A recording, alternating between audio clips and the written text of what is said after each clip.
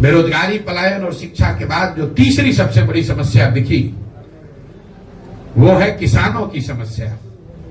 बिहार का जो किसान है वो बदहाल है। हम लोग यहां से बैठकर पंजाब और हरियाणा के किसान की बात करते हैं। बिहार में जो खेती है ये कमाने का जरिया नहीं है। आप गांव देहात में सुनते होंगे, लोग कहता है कि भैया रोपनी करने आए हैं, कमाने के लिए लुधियाना जाएंगे। इस लाइन को ध्यान से सुनिए।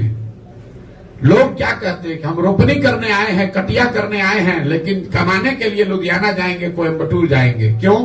क्योंकि उसको भी मालूम है कि खेती से कमाई नहीं है। यहां खेती खाने का जरिया है, कमाने का जरिया नहीं है। खेती की जो बदहाली है यहां, उसके 3 कारण है। पहला कारण है बिहार में भूमि सुधार का लागू न होना। बिहार में समाजवाद की राजनीति हुई है, सामाजिक न्याय का नारा लगा है, लेकिन आपकी जानकारी के लिए बता रहा हूं, यहां 75 वर्ष में बिहार देश के उन चंद राज्यों में है जहां भूमि सुधार को लेकर कोई काम नहीं किया गया। नतीजा ये हुआ कि करीब करीब 1/3 जमीन, इसको याद रखिए, 1/3 जमीन का मालिकाना हक बिहार में डिस्प्यूटेड है। लोगों को पता ही नहीं है कि जमीन का मालिक है कौन। जो मालिक है वो कहीं ना कहीं उसके जमीन के कागज में दिक्कत है, उसका रसीद नहीं कट रहा है, उस पर उसको लोन नहीं मिल रहा है, उसको बेच नहीं सकता है, तो जमीन की प्रोडक्टिविटी कम हो गई। दूसरी जो बड़ी समस्या है, और अभी सरकार ने जो सर्वे का काम शुरू किया है, अभी मैं आपको एक भविष्यवाणी कर देता हूं, 6 महीना में ये जमीन के सर्वे से इतना समाज में भूचाल बवाल खड़ा होना है, क्योंकि जो भ्रष्ट व्यवस्था है, पूरा जो राजस्व भूमि सुधार का विभाग है, उसके पास ना सुविधा है, ना उनके पास संसाधन है, ना उनके पास ज्ञान है। पूरी जो राजस्व की व्यवस्था है, एक अंचलाधिकारी, उसके साथ 2-3 कर्मचारी, और उस कर्मचारी के साथ जुड़े हुए 5-7 अटर्नी जो कि विशुद्ध तौर पर दलाल हैं, यही लोग चला रहे हैं। आप अंदाजा लगाइए कि जब जमीनों का सर्वे किया जा रहा है, इसमें कितने बड़े पैमाने पर हेर फेर और गलती होगी, और इससे समाज के कितने लोगों को परेशानी होगी। आप देखिएगा, अगले साल मार्च आते आते बिहार के हर गांव में सैकड़ों लोग अपनी जमीन के मालिकाना हक को लेकर अदालतों के और सरकारी अफसरों के पीछे ऑफिसों के में चक्कर लगाते नजर आएंगे। ये बड़ा मुद्दा बिहार में बनने वाला है। दूसरी जो किसानों की समस्या है वो जल का कुप्रबंधन। यहाँ जो विभाग है उसका नाम है जल संसाधन। ये सबसे ज्यादा लूट वाला विभाग है। आप लोग को बता देते हैं, बिहार में हर विभाग में चोरी है, कोई ऐसा विभाग नहीं जहां चोरी नहीं है, लेकिन जल संसाधन से ज्यादा चोरी कहीं नहीं है। अगर आपको एक मजाक की बात बता देता हूं, यहाँ गठबंधन का सरकार चलता है, सब विभाग का बंटवारा होता है, लेकिन जल संसाधन का बंटवारा आज तक नहीं हुआ है। जो मुख्यमंत्री रहता है उसी के पास जल संसाधन रहता है। क्यों? दूसरे विभाग में चोरी कीजिएगा तो उसका कुछ निशान पीछे छूट सकता है, पकड़ में आ सकता है। ये ऐसा विभाग है जिसमें खुद ही से आप बाढ़ लाते हैं, खुद ही से पैसा लुटवाते हैं, खुद ही से सूखा की स्थिति पैदा करते हैं, और चोरी करके फिर अगले साल फिर नया कार्यक्रम बनाते हैं। तो बिहार में जो जल संसाधन कुप्रबंधन है, इसका नतीजा ये है कि यहाँ 50% भूमि, इसको आंकड़े को याद रखिए, 50% भूमि बाढ़ से प्रभावित है, लेकिन बाकी का जो 50% है उसमें आधी से ज्यादा भूमि में जल जमाव की बहुत बड़ी समस्या है।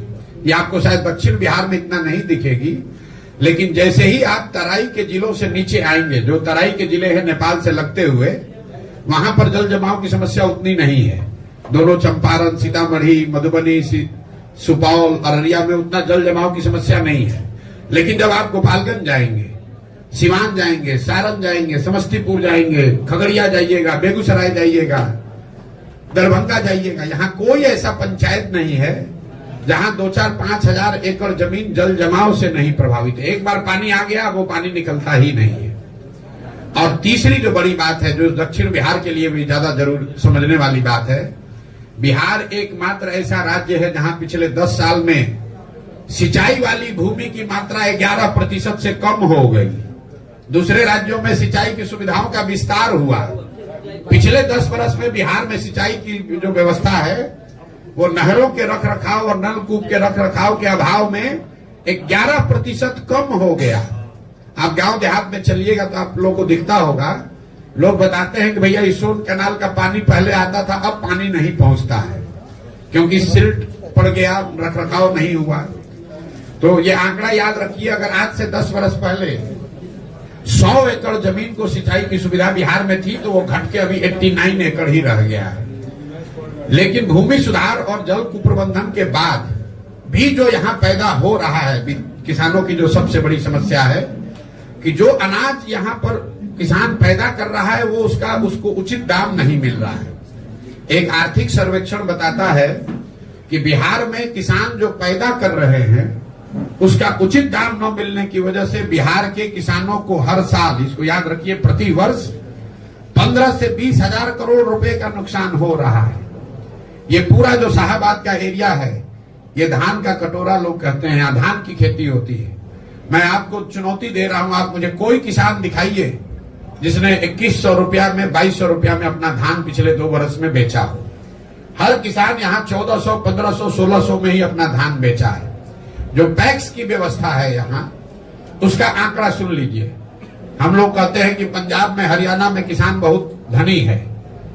भैया पिछले 10 वर्ष में पंजाब में 70% धान और करीब करीब 75% गेहूं सरकारी समर्थन मूल्य पर सरकार के एजेंसियों के द्वारा खरीदा गया है।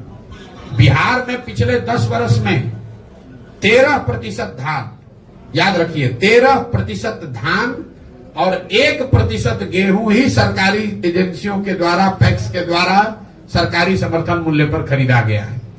तो 2000 का धान जब किसान 1400-1500 में बेचेगा तो स्वाभाविक है कि उसको नुकसान होगा ही होगा। तो ये किसानों की जो 3 बड़ी समस्या है, भूमि सुधार का लागू न होना, जिसकी वजह से भूमि की, जमीन की प्रोडक्टिविटी और उसमें इन्वेस्टमेंट कम हो रहा है, दूसरा जल का कुप्रबंधन और तीसरा फसलों के दाम का न मिलना।